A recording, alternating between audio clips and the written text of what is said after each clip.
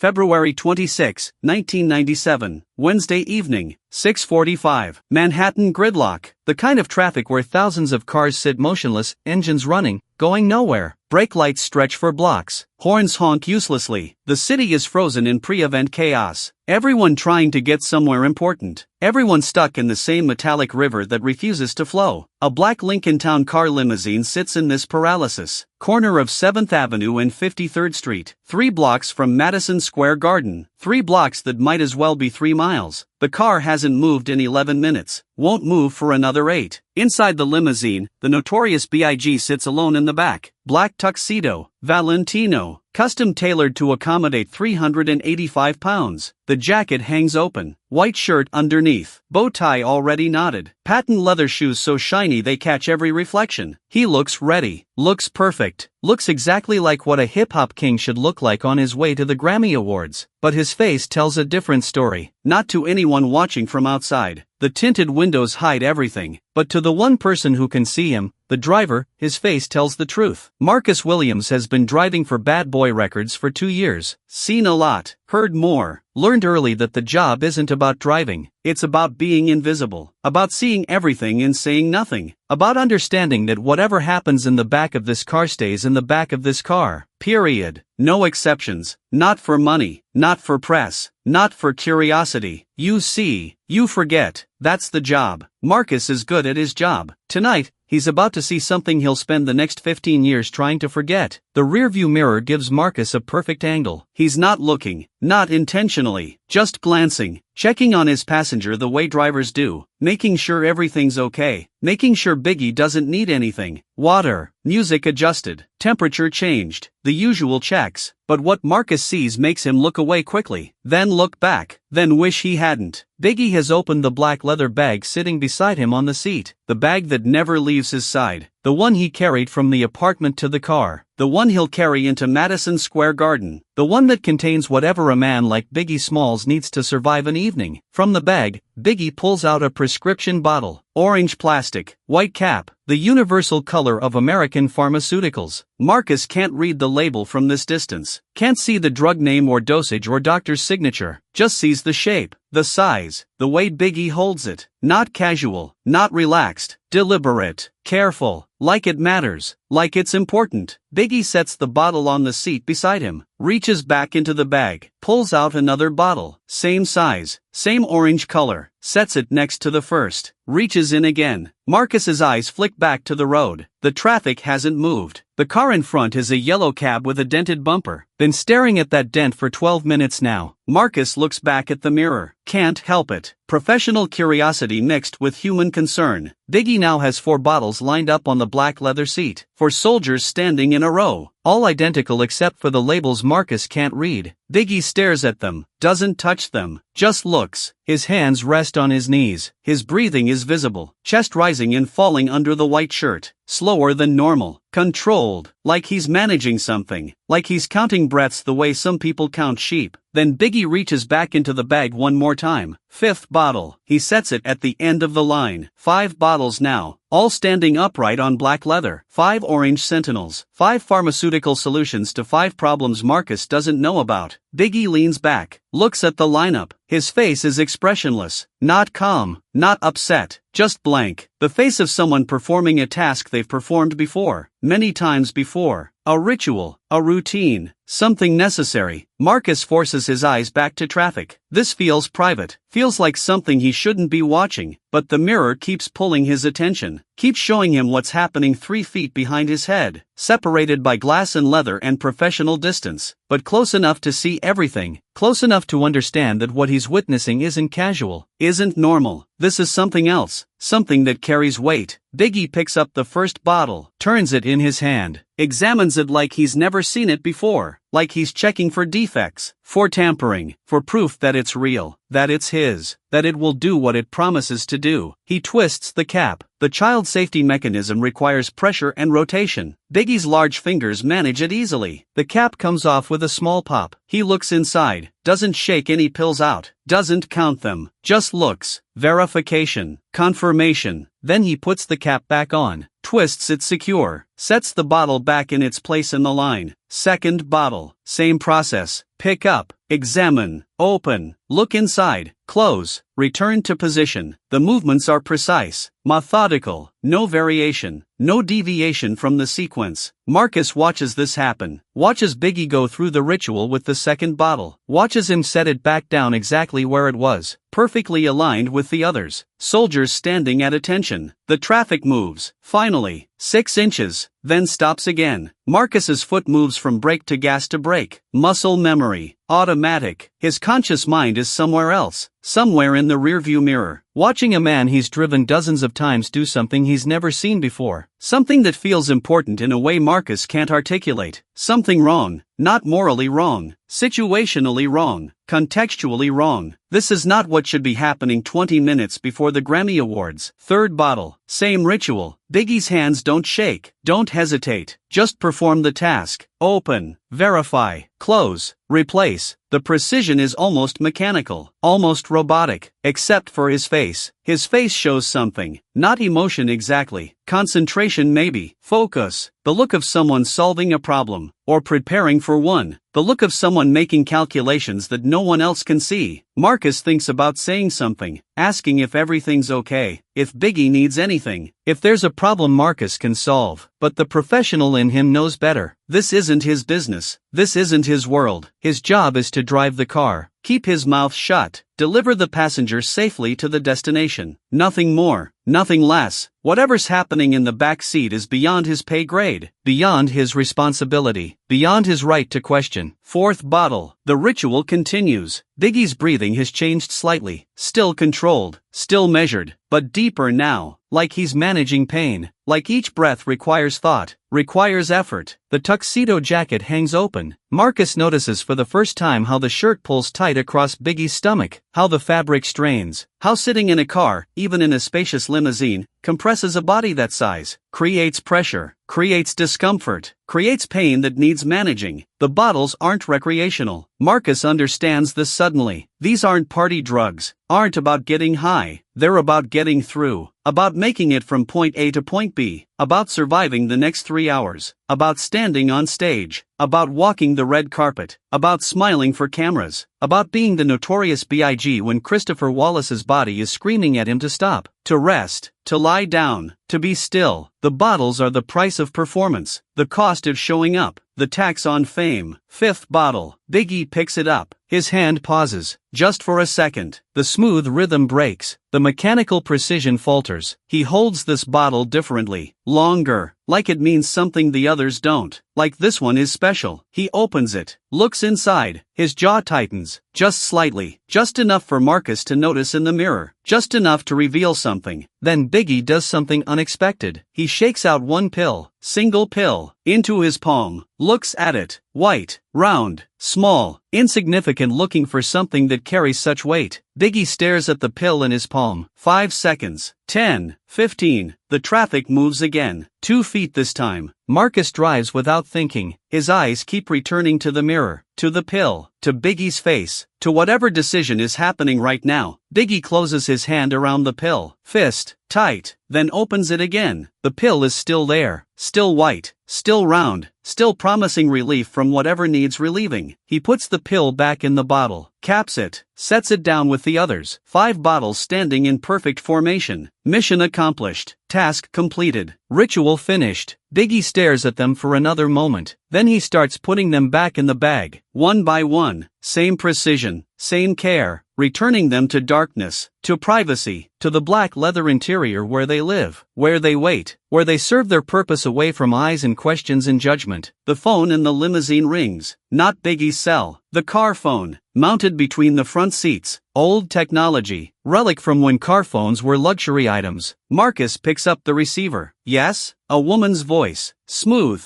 professional, familiar. Is he there? This is Faith. Marcus glances in the mirror. Biggie is zipping the bag closed. Yes ma'am. One moment. He presses the button that transfers the call to the back, holds the receiver toward the partition. It's for you, Faith. Biggie takes the phone through the partition slot, brings it to his ear. His face changes, instantly, completely. The blank expression vanishes, replaced by something else, something warmer, something that looks almost like happiness. Hey baby. His voice is different too, lighter, no weight in it, no strain. Yeah, I'm close. Traffic's bad. Few more minutes. He listens, nods even though she can't see him. You look beautiful, I bet. Can't wait to see you. Listens more. Laughs. Actually laughs. Nah, I'm good. Everything's good. See you in 5. He hands the phone back through the partition. Marcus hangs it up. Looks in the mirror. Biggie is smoothing down his jacket, adjusting his bow tie, checking his reflection in the tinted window. The transformation is complete. The man who was counting pills 90 seconds ago is gone, replaced by the man the world expects, the man the cameras will see, the man Faith expects to meet in 5 minutes, the notorious Big confident, put together, ready, perfect. How do I look, Marcus? Biggie asks. First words he's spoken to the driver all night. Marcus meets his eyes in the mirror, sees the question behind the question, sees the need for reassurance, for confirmation, for someone to tell him the mask is secure, that the performance is believable, that nobody will know. You look great, Mr. Wallace, ready for the Grammys. Marcus keeps his voice neutral, professional, gives Biggie what he needs, which is not the truth. The truth is that Marcus saw everything, saw the bottles, saw the ritual, saw the pill in the palm, saw the pain, saw the cost. But the truth isn't what Biggie needs right now. He needs the lie, the comfortable fiction, the agreement to pretend. Good. Biggie settles back into the seat, closes his eyes, breathes. The traffic finally breaks. The cabin front moves, actually moves, more than inches. Marcus accelerates. The limousine glides forward. 53rd Street opens up. They're moving now, actually progressing. 2 minutes to Madison Square Garden. 2 minutes to the red carpet. 2 minutes until Biggie has to become completely and totally and perfectly the notorious B.I.G. Marcus navigates the final blocks, turns onto the approach to MSG. The scene is chaos, organized chaos, barricades, security, press, fans, cameras, lights, screaming, everyone wanting a piece of everyone. Every celebrity arrival is a feeding frenzy. Marcus has done this before, knows the protocol. Pull up, stop, let security open the door, wait for passenger to exit, pull away, park, wait for callback. Simple. He pulls the limousine into position. The red carpet stretches ahead. Literally red. Literally carpet. Photographers line both sides, 3 rows deep. Cameras already flashing at other arrivals. Marcus can see Faith Evans 20 feet ahead. Gold dress. Stunning. Smiling. Waving. Working the carpet like she was born to it. She hasn't seen Biggie's car yet. Hasn't looked back. Just keeps moving forward. Posing. Glowing. Being famous. Marcus puts the car in park. Looks in the mirror one last time. Biggie is sitting forward now. Hand on the door handle. Ready. His face is set. Determined. The face of someone about to do battle. About to perform. About to be something that costs more than anyone watching will ever know. Thank you, Marcus. Biggie says it quietly, with weight, like he's thanking Marcus for more than the ride, like he's thanking him for the silence, for the discretion, for being the kind of witness who won't testify.